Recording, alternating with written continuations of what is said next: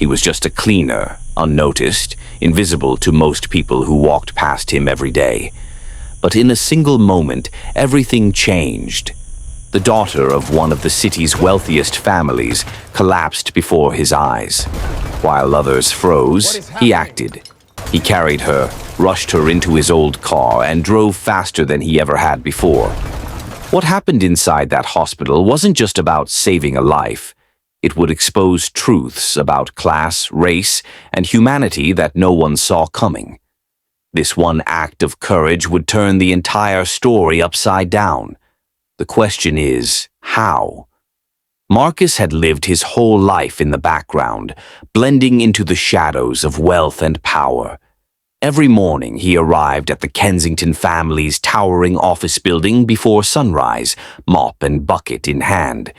His uniform smelled faintly of bleach, his shoes worn thin from endless hours on hard floors. To most people, he was just part of the scenery, as unnoticed as the walls he scrubbed clean. But inside, Marcus carried dreams of being more than a man whose name no one bothered to learn.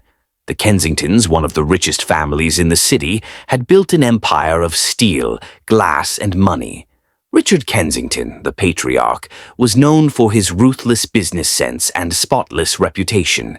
His daughter Isabella was the family's jewel, beautiful, educated, and endlessly photographed at charity events and galas.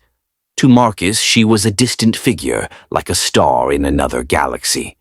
He cleaned her office sometimes, catching glimpses of her framed photographs, her carefully chosen books, the perfume she left lingering in the air. But never had their worlds truly collided until that day. The lobby had been unusually crowded, buzzing with workers, assistants, and businessmen when it happened. Marcus was mopping near the marble stairs when Isabella suddenly stumbled. Her face went pale, her knees buckled, and before anyone could react, she collapsed onto the cold floor. Gasps erupted, voices shouted, but no one moved fast enough. The wealthy guests froze, their manicured hands clutching handbags and briefcases, waiting for someone else to act. Marcus dropped everything. His instincts took over. He rushed forward, lifting her limp body into his arms. She was frighteningly light, her breathing shallow, her lips faintly blue. Time slowed, the world blurring around him as he shouted for help, but the crowd only stared.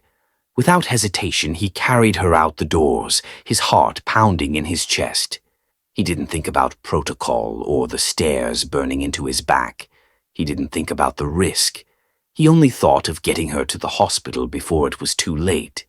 His car was old, dented, and smelled of cleaning supplies, but it roared to life as he laid her carefully in the back seat and sped off. Every red light felt like an enemy, every second an eternity. His hands gripped the wheel so tightly his knuckles turned white.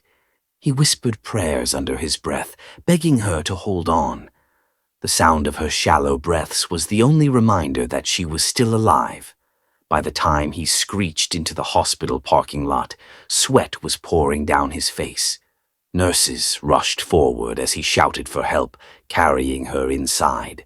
Doctors surrounded her in an instant, wheeling her away as Marcus stood frozen, his chest heaving, his mind spinning. He had done everything he could, but deep down he knew. The hardest part hadn't even begun. The hospital smelled of antiseptic and urgency.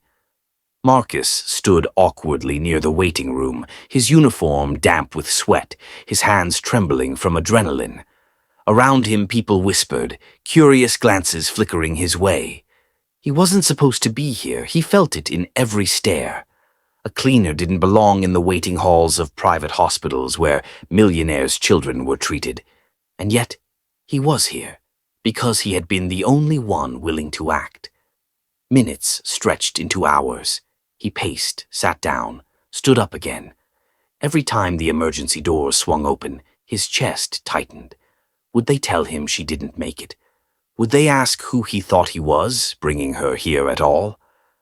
Doubt gnawed at him, but he reminded himself, whatever came, he had done the right thing. Then the commotion began. Expensive shoes clicked against the polished floor. Voices demanded answers. The Kensington family had arrived. Richard Kensington stormed in with his entourage, his face pale with fear and thunderous with authority. Assistants trailed behind, phones pressed to their ears, while security scanned the room as if hunting for a threat. And then Richard's eyes fell on Marcus. For a moment, time froze.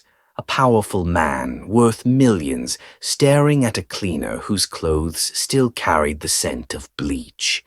The air grew heavy. Richard rushed forward, his voice sharp with desperation, demanding to know what had happened. Marcus barely managed to explain how Isabella had collapsed, how he had rushed her here. But even as he spoke, he saw suspicion flicker in the eyes around him. It wasn't gratitude he saw. It was doubt. Whispers spread like wildfire. How had he been there at the exact moment? Why was she in his car? Could he be involved? The questions cut deeper than knives. Marcus felt his throat dry, his words falter. He wanted to scream, to tell them that while they had stood frozen, he had saved her. But the room had already made its judgment.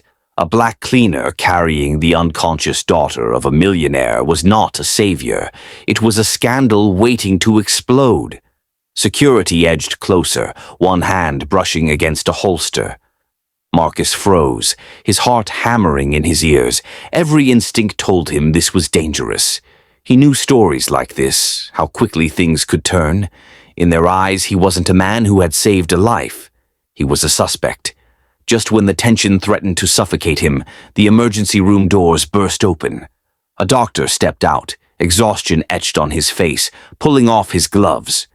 The hallway silenced instantly. Richard nearly collapsed as he rushed forward for answers. The doctor's words came quickly. Isabella was stable.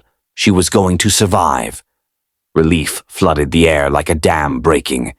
But before Marcus could exhale, the doctor looked at him directly. If it hadn't been for his quick action, getting her here when he did, she wouldn't have survived. He saved her life. The words rippled through the hallway like an earthquake. All the accusing eyes shifted in an instant. Whispers turned into stunned silence. Security froze, shame burning in their expressions. For the first time, Marcus wasn't invisible. He was undeniable. The moment hung in the air, almost too heavy to bear. Richard Kensington turned to face Marcus again, but this time the fire in his eyes had been replaced with something else, something raw, uncertain. He stepped closer, his voice barely above a whisper, as if the world itself might crumble if he spoke too loud. "You saved my daughter." Marcus didn't answer. He didn't need to. The truth stood between them like a wall too solid to ignore. The entourage shifted uncomfortably, their certainty dissolved. The security guard, who had been seconds away from treating Marcus like a criminal, now avoided his eyes. And in the quiet, Marcus realized something painful. He had been vindicated, yes, but only because of a miracle. Only because Isabella had lived. Only because the doctor had spoken the truth.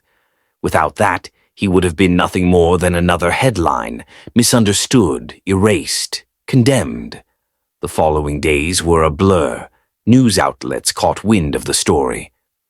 Millionaire's daughter, saved by cleaner, lit up across screens and newspapers. Suddenly, Marcus had a name, a face, a story. The city couldn't stop talking about the man who had been invisible until he did the unthinkable. Richard Kensington visited Marcus personally 2 days later. The encounter was uncomfortable at first. Richard stood inside Marcus's small apartment, surrounded by peeling paint and second-hand furniture, a stark contrast to the marble halls he called home. For perhaps the first time, Richard looked vulnerable. He thanked Marcus, not in the rehearsed tone of a businessman, but in the shaking voice of a father who had nearly lost everything. And yet, Marcus could feel the tension between gratitude and guilt. Would this man truly see him differently now? Or would it all fade once the headlines did? something unexpected happened.